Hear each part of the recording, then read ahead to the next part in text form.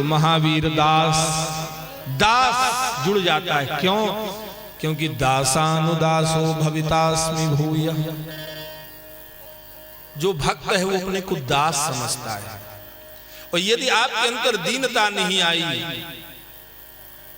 आपके अंदर ऐसा भाव नहीं आया कि ब्राह्मणों में आपका प्रेम हो, संतों में आपका प्रेम हो, कथा में आपका प्रेम हो, यदि यह नहीं हुआ तो कहते हैं श्रम एव ही केवलम, आपने केवल श्रम किया है, कुछ मिला नहीं है।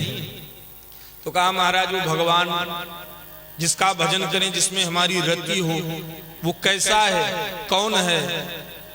तो कहते हैं कि ज्ञानी लोग उसी को ब्रह्म कहते हैं, योगी लोग उसी को तत्व परतत्व कहते हैं, परम तत्व कहते हैं, और उसी को भक्त लोग भगवान कहते हैं। है एक ही, लेकिन अलग अलग के पास पहुंच करके अलग अलग रूप में हो जाता है। वही भगवान जब ज्ञानी कहते हैं तो ज्ञानी कहते हैं ब्रह्म है, निर्गुण निराकार है। योगियों के पास जाइए तो उसी भगवान को योगी लोग कहते हैं वो तो परम तत्व है। और जब भक्त के पास जाइए तो भक्त उसी को कहते हैं ये तो हमारे भगवान हैं। जैसे पानी एक ही है, लेकिन जब पानी साधारण रूप में होता है तो उसे हम लोग पानी कहते हैं। उसी को भर करके फ्रिज में रख दीजिए, फ्रीजर में, तो सुबह तक वो बर्फ बन जाएगी। तो था तो पानी ही, लेकिन अब उसको हम लोग क्या कहते हैं? बर्फ कहते हैं, ये बर्फ है। और उसी को जब पिघलाते हैं, जब हम लोग जल को चूल्हे के ऊपर चढ़ाते हैं, तो वही पानी जब उबलते हुए उड़ता है ऊपर को, तो उसको हम लोग क्या कहते हैं? वाष्प। ये वाष्प है, वाष्पीकरण हुआ तो वाष्प है, पानी ही, लेकिन अलग अलग रूपों में परिवर्तित है। उसी प्रकार ज्ञानियों का वही ब्रह्म है, योगियों का वही परम तत्व है, और भक्तों का वही भगवान है। ब्रह्मेति परमात्मेति भगवानिति सद्यते। सद्यते कहते हैं, है एक ही, लेकिन अलग अलग कहते हैं। उसके बाद केवतारश्च, प्रश्न किया है अवतार, तो 24 अवतार गिनाए। अवतार का हेतु पूछा, अवतार का हेतु क्या है, भगवान अवतार क्यों लेते हैं? तो अवतार का हेतु बताया, जब जब हो ही धर्म कय हानि, जब जब हो ही धर्म के हानि, बाढ़हि असुर महाअभिमानी, बाढ़हि असुर महाअभिमानी, तब तब प्रभु धरि विविध शरीरा, अब तब प्रभु धरि विविध शरीरा, हरहि कृपा निधि सज्जन पीरा, हरहि कृपा निधि सज्जन पीरा। बाबा कहते हैं जब जब हो धर्म की हानि, और इसी बात को गीता में कहते हैं, यदा यदा हि धर्मस्य ग्लानिर्भवति भारत, अभ्युत्थानम धर्मस्य तदात्मानं सृजाम्यहम्।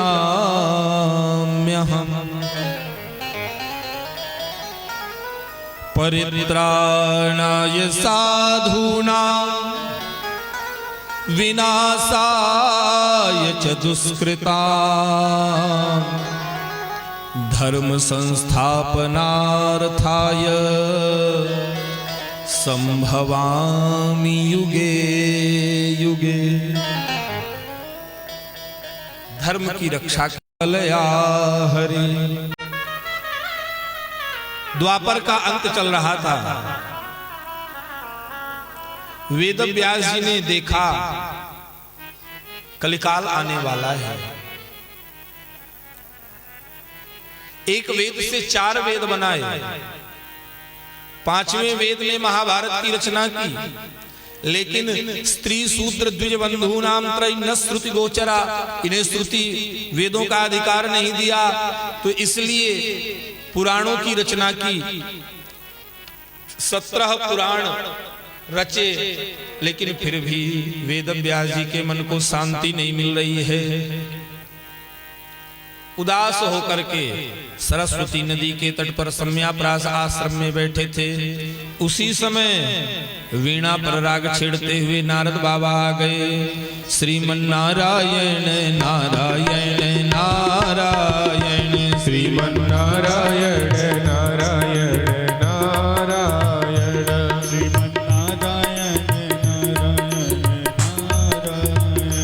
श्रीमन्नारायण नारायण नारायण, श्रीमन्नारायण नारायण नारायण, श्रीमन्नारायण नारायण नारायण। नारायण नारायण करते हुए नारद जी का आगमन हुआ है।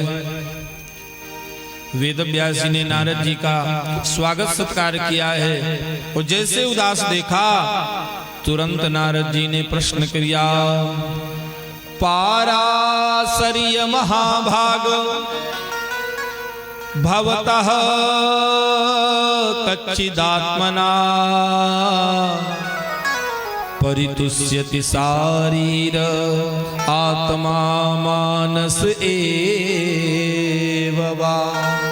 हे पराशर नंदन वेद व्यास जी, क्या बात है, आप उदास होकर के क्यों बैठे हैं? सब कुशल मंगल तो है ना?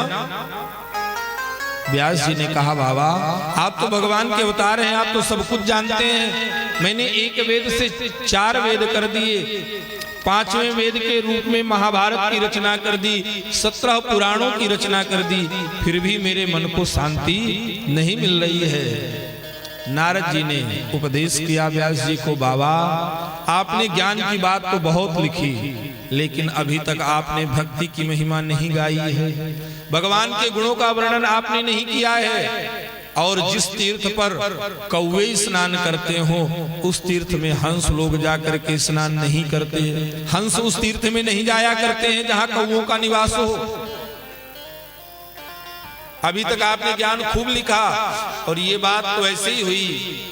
हमारे गुरुदेव भगवान कहते हैं कि हमारे दादा गुरु कहते थे कि माताओं ने रात भर गीत गाया, विवाह में रात भर गीत गाया, लेकिन दूल्हे के नाम का कोई गीत ही नहीं गाया। तो दूल्हे के नाम का जब तक गीत नहीं होगा तो विवाह कैसे पूरा होगा? विवाह में गीत गाने की परंपरा है ना। भगवान के वाहन, भगवान नारायण के वाहन है गरुड़, तो वो है हमारे राजा, लेकिन हमारे सुख दुख में वो कभी सम्मिलित नहीं होते। तो ऐसा राजा बनाने से क्या मतलब जब हमारे किसी काम का नहीं। भाई जब देखे तब वो नारायण की सेवा में लगे रहते। तो ऐसा करते हम लोग राजा बदलेंगे अपना, अब हम इनको राजा नहीं बनाएंगे। सब पक्षियों ने मंत्रणा की और ये निर्णय हुआ कि उल्लू को राजा बनाया जाए। महाराज उल्लू राजा बनने के लिए तैयार है। कौवों से किसी ने पूछा नहीं, कौवे से क्या पूछे, पक्षियों में सबसे निकृष्ट बेचारा। कौवों से किसी ने पूछा नहीं।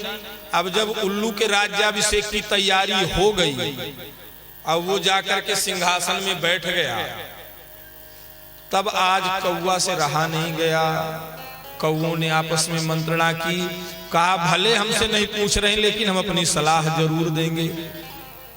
एकदम मन सिंहासन पर बैठ करके केवल अभिषेक बचा था, उल्लू तो अपने को राजा माने ही बैठा था। इतने में कौवों ने कहा, देखो भाई राजा बदल रहे हो, बहुत अच्छी बात है, बदलना चाहिए, लेकिन बना किसे रहे हो ये भी तो विचार करो। जैसे आजकल लोग कहते हैं ना, सरकार बदलनी चाहिए, सब बेकार है, बदलनी चाहिए। बहुत अच्छा भैया बदल दो, लेकिन बदलने के बाद बनाओगे किसे ये भी तो विचार कर लो। कौओं ने कहा कि राजा बदल रहे हो, बहुत अच्छी बात है, लेकिन बना किसे रहे हो ये भी तो विचार करो। ये उल्लू है, इसे दिन में दिखाई ही नहीं देता है, और हम पक्षी हैं, हम लोगों को रात में दिखाई नहीं देता है, और इसको रात में दिखाई देता है। यदि इसको राजा बना दिया तो दिन में तो इसको दिखाई देता नहीं, हम लोगों के सुख दुख में तो कभी आएगा नहीं, और रात में इसको दिखेगा तो हम लोगों को ही मार मार के खाएगा। हाँ, पक्षियों ने विचार किया ये बात जरूर ठीक कह रहा। बस कौओं के कहते ही उल्लू का राज्याभिषेक कैंसिल। तो जो अपने को राजा मान बैठा था वो बेचारा सिंहासन से उतार दिया गया। तभी से वो कौओं से बड़ी शत्रुता रखता है उल्लू। तो दिन में तो कौओं से जीत नहीं पाता, वो उड़ जाते हैं, उल्लू को दिखाई नहीं देता। लेकिन रात में आज कौओं के झुंड पर आक्रमण किया, बस उसी को गुरु बना करके शिक्षा ले ली। अश्वत्थामा ने सोते हुए पांडवों को मारने का विचार कर लिया। आज विजय की रात्रि है, भगवान पांडवों को लेकर भ्रमण करने चले गए हैं। पांडवों के पुत्र द्रौपदी के जो 5 पुत्र हैं वो पिता की सैया पर सोए हैं। आज अश्वत्थामा आया है, सोते हुए 5 पुत्रों का वध कर दिया।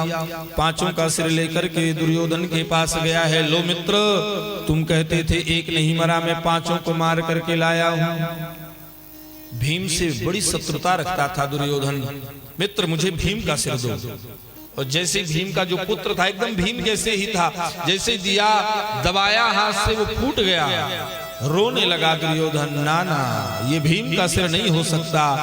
अरे जिसके ऊपर मैंने हजारों गदा का प्रहार किया है वो इतना सहसा फूट नहीं सकता। और जब गौर से देखा, अरे ये तो पांडवों के पुत्र हैं। अश्वत्थामा, तुमने ये क्या कर दिया? तुमने तो हमारे कुल में पितरों को पानी देने के लिए किसी को नहीं छोड़ा। हर्ष और शोक दोनों इकट्ठे भये, दुर्योधन का प्राणांत भया। अब तो डर गया अश्वत्थामा, अब पांडव मुझे छोड़ेंगे नहीं। आज सुबह पुत्र जगे नहीं हैं। द्रौपदी गई है शिविर में, और जो द्रौपदी ने देखा माता शिशुना। धर्म के साथ भी दया का रहना जरूरी है। द्रौपदी दया है, धर्म के साथ दया बहुत जरूरी है। दया धर्म को मूल है, पाप मूल अभिमान। तुलसी दया न छाड़िए, जब लगी घट में प्राण। दया धर्म का मूल है, इसलिए धर्म की पत्नी है दया द्रौपदी। भीम बल है, बल के साथ भी दया बहुत। निर्बल के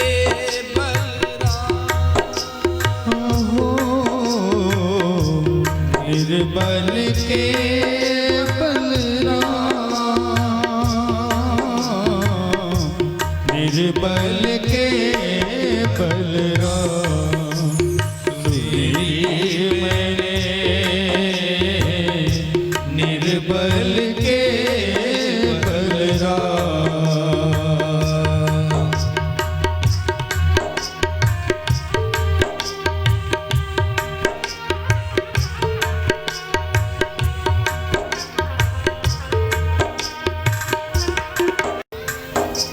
और पार्थ सोचो, मैं एक माँ हूं, मेरे 5 पुत्र मारे गए हैं, लेकिन मुझे अभी पतियों का सहारा है। मेरे 5 पति जीवित हैं, लेकिन इनके विषय में सोचो पार्थ। इनके पिता द्रोणाचार्य महाभारत के युद्ध में मारे जा चुके हैं, और इनकी माँ केवल पुत्र के सहारे जी रही है। और यदि उस पुत्र को भी मार दोगे तो उस माँ की क्या स्थिति होगी पार्थ? इसलिए छोड़ दो। अब अर्जुन के सामने समंजस है, करे तो करें क्या? क्षत्रिय की प्रतिज्ञा यदि टूट जाए तो मृत्यु के समान है। तो आज भगवान की शरण में गए हैं। पहले युधिष्ठिर से पूछा, भैया क्या करें? युधिष्ठिर तो धर्म है, उन्होंने तुरंत कह दिया द्रौपदी ठीक कह रही है, ब्राह्मण अवध्य है, उसे ब्राह्मण को कभी मारना नहीं चाहिए, छोड़ दो। एक बड़े भाई भीम है, भीम कह रहे हैं अर्जुन तू इतना विलंब क्यों कर रहा, मारता क्यों नहीं इस पापी को? एक बड़ा भाई कह रहा है छोड़ दो, एक बड़ा भाई कह रहा है मार दो। अब अर्जुन समझ ही नहीं पा रहे हैं कि मार दिया जाए कि छोड़ दिया जाए, क्या किया जाए। भगवान की शरण में गए हैं। वो कहते हैं जिस ताले की चाबी किसी के पास न मिले ना, उसकी चाबी टेढ़ी टांग वाले के पास जरूर मिलती है। भगवान के पास गए, भगवान ने कहा है ब्रह्म बंधुर, स्त्रियों के ऊपर भी हाथ उठाने वाला आतताई कहलाता है, इसलिए स्त्रियों के ऊपर कभी हाथ नहीं उठाना चाहिए। स्त्रियों के ऊपर कभी भी हाथ नहीं उठाना चाहिए। महाराज जिस घर में स्त्री के ऊपर हाथ उठाया जाता है उस घर में लक्ष्मी कभी भी नहीं जाती। लक्ष्मी रुष्ट होकर के उस घर का देखा होगा कि पति देव तो पूजा करते हैं और पत्नी केवल हाथ लगाए रहती है, हाथ लगा के बस बैठी रहती है। फिर भी जितना पूजा का फल है वो 50% देवी जी को सहज में प्राप्त हो जाता है, आधा फल पत्नी को मिल जाता है। और वही पत्नी यदि अकेले पुण्य कर्म करेगी तो पति को नहीं मिलेगा। बाहरी व्यवस्था ऋषियों ने क्या व्यवस्था बनाई है, यदि पत्नी पुण्य कर्म करेगी तो पति को नहीं मिलेगा, लेकिन यदि पत्नी पाप कर्म करती है तो उसका फल पति को भोगना पड़ेगा। अब लोग और करे अपराध कोई का करेंगे तो अभी उन्हें मनुष्य शरीर फिर मिलेगा, लेकिन यदि ब्राह्मण अपने कर्म से च्युत हो जाएगा तो फिर उसे अब ब्राह्मण मनुष्य शरीर नहीं मिलेगा। इसलिए ब्राह्मण शरीर अंतिम शरीर है, अंतिम शरीर में वो भगवान को पाले, इसलिए ब्राह्मण अवध है, उसका वध नहीं करना चाहिए, शास्त्रों ने आज्ञा करी है, इसलिए ब्राह्मणों को अवध बताया। धक्का देकर के बाहर कर दिया। अर्जुन की प्रतिज्ञा भी पूरी हो गई और मानो अश्वत्थामा का वध भी हो गया। अश्वत्थामा को तो ऋणी होना चाहिए था कि जीवित छोड़ दिया, लेकिन वो बदले की आग में जल उठा। उसने ध्यान किया कि जब महाभारत के युद्ध में अभिमन्यु चक्रव्यूह में मारा गया था तो अभिमन्यु की पत्नी जो उत्तरा थी वो गर्भवती थी। बस उसके गर्भ का लक्ष्य करके आज फिर ब्रह्मास्त्र चला दिया, फिर ब्रह्मास्त्र चलाया। अश्वत्थामा ने भगवान द्वारिका जाने के लिए तैयार हैं, रथ में बैठने ही वाले हैं, उसी समय रोती हुई उत्तरा आई है। पाहि पाहि महायोगिनी देव देव जगत्पते, नान्यं त्वद्भयं पश्ये यत्र मृत्युः परस्परम्। हे नाथ मेरी रक्षा करो, पाहि पाहि पाहि मेरी रक्षा करो। उत्तरा कहती भगवान मैं मारी जाऊं इसका मुझे कोई दुख नहीं है, मामे गर्भो निपात्यता, मेरे गर्भ की रक्षा करो। क्यों? क्योंकि ये पांडवों का अंतिम बीज है, यदि ये गर्भ नष्ट हो गया तो पांडवों का वंश यहां से समाप्त हो जाएगा। भगवान तुरंत अंगुष्ठ मात्र स्वरूप लेकर के उत्तरा के गर्भ में प्रविष्ट हुए और लगभग जो बालक मृत प्राय हो गया था उसे भगवान ने उसकी रक्षा करी है। धन्य है परीक्षित जो आज गर्भ में ही भगवान का दर्शन कर रहे हैं। हमारे यहाँ इस भारत भूमि में माताओं की महिमा का क्या कहना। ऐसी माताएं हुई जो एक एक से वीर पुत्रों को जन्म दिया है। हमारे यहाँ ऐसी भी माताएं हुई जिन्होंने ध्रुव प्रहलाद जैसे भक्तों को जन्म दिया है। और भक्तों की कौन कहे, हमारे यहाँ तो कौशल्या देवी जैसी माताओं ने साक्षात भगवान को जन्म दिया है। लेकिन धन्य है ये माता उत्तरा जो एक साथ भक्त और भगवान दोनों को एक साथ गर्भ में धारण किया है। उत्तरा ने, किसी माँ ने केवल भगवान को जन्म दिया है, किसी ने हरि माया जादूगरनी, हरि माया जादूगरनी, हरि माया जादूगरनी, हरि माया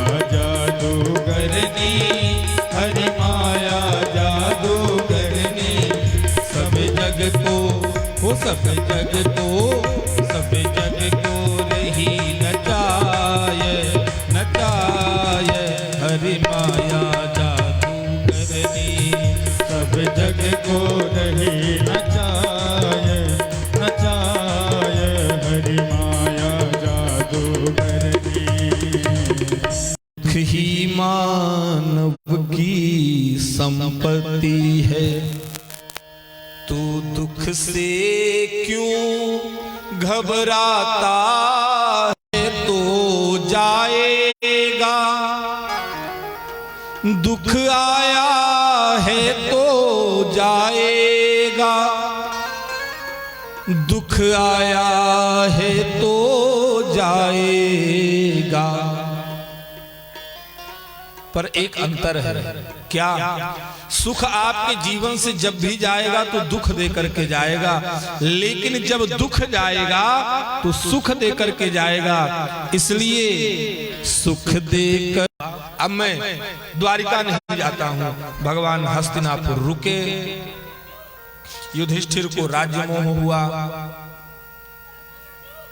भगवान ने समझाया, बात समझ में आई नहीं, तो सरसैया में पड़े हुए भीष्म पितामह के पास लेकर के गए हैं। भीष्म पितामह ने युधिष्ठिर को उपदेश किया है। उत्तरायण जब भगवान सूर्य हुए, माघ मास एकादशी तिथि आई, भगवान के चरणों में अपने मन को लगा करके भीष्म पितामह ने भगवान की स्तुति करी है। इतिमतिरुपकल्पिता वितृष्णा भगवती सात्वत पुंगवे विभूमि। स्वसुख मुपगते क्वचित् हर्तुं प्रकृति मुपेयुषि अथव प्रवाहः। त्रिभुवन कमलं तमाल वर्णं रविकर गौरवरावरं दधाने। वपुरल ककुलावृताननाब्जं विजय सखे रतिरस्तु मे नवद्या। भीष्म पितामह ने भगवान की स्तुति करी है। भीष्म पितामह ने कहा, हे कृष्ण, ये जो मेरी बुद्धि है ये मैं आप में लगाना चाहता हूं, क्योंकि मेरी बुद्धि वितृष्णा है। भीष्म जैसा योगी ही कह सकता है कि मेरी मति वितृष्णा है, तृष्णा रहित है। वितृष्णा मति को मैं भगवान में लगाना चाहता हूं। आप बड़े सुंदर हैं। त्रिभुवन कमलम तमाल वर्णम रविकर गौरवराम्बरम दधाने। भगवान की सुंदरता का वर्णन किया और भगवान के प्रेम का वर्णन किया कि प्रेमी तो आप इतने हैं कि अपने भक्त की इच्छा पूरी करने के लिए आपने अपनी प्रतिज्ञा छोड़ दी। प्रबल प्रेम के पाले पड़कर प्रभु को नियम बदलते देखा। अपना मान टले टल जाए, भक्त का मान न टलते देखा। ये भगवान का प्रेम है। यह स्मरण करके 11 श्लोकों में एकादशी तिथि है, पुष्पताग्रा चंद्र में 11 श्लोकों में स्तुति करके भीष्म पितामह ने भगवान के चरणों में मन को लगा करके शरीर का त्याग किया है। पांडव लोग लौटे हैं, भगवान द्वारिका पधारे। इधर परीक्षित का जन्म हुआ है। ब्राह्मणों ने नाम रखा है विष्णुराज, और चारों तरफ परीक्षण करने के कारण उनका नाम प्रसिद्ध हुआ परीक्षित। विदुर जी महाराज का आगमन हुआ है। विदुर जी ने समझाया है धृतराष्ट्र को, और धृतराष्ट्र विदुर जी के साथ निकल करके हरिद्वार में सप्त धारा में जहां गंगा जी प्रवाहित होती हैं जाकर के अपना कल्याण किया है। अर्जुन द्वारिका गए हैं, लौट करके आए, भगवान सुधाम चले गए हैं, यह समाचार मिला। कुंती ने शरीर का त्याग किया। पांडवों ने परीक्षित को राजा बना करके स्वर्गारोहण किया है, और परीक्षित राजा बने हैं, अपने राज्य का भ्रमण किया है। गाय एक बैल है। भगवान ही हुए कौन? व्यास पुत्र। व्यास पुत्र होकर के मानो साक्षात भगवान ही प्रकट भये सुखदेव को कथा श्रवण कराने के लिए। और सुखदेव जी महाराज जैसे ही आए हैं, राजा परीक्षित ने पूजन किया और तुरंत पूछ दिया, अतः पृच्छामि संसिद्धिं योगिनां परमं गुरुं पुरुषस्येह यत् कार्यं म्रियमाणस्य सर्वथा। हे योगियों के परम गुरु, जो मरण धर्माजीव है, जो मरने वाला है, यहां म्रियमाण कहा है। और म्रियमाण में जानते हैं संस्कृतज्ञ लोग सानच प्रत्यय हुआ है, जो वर्तमान कालिक है।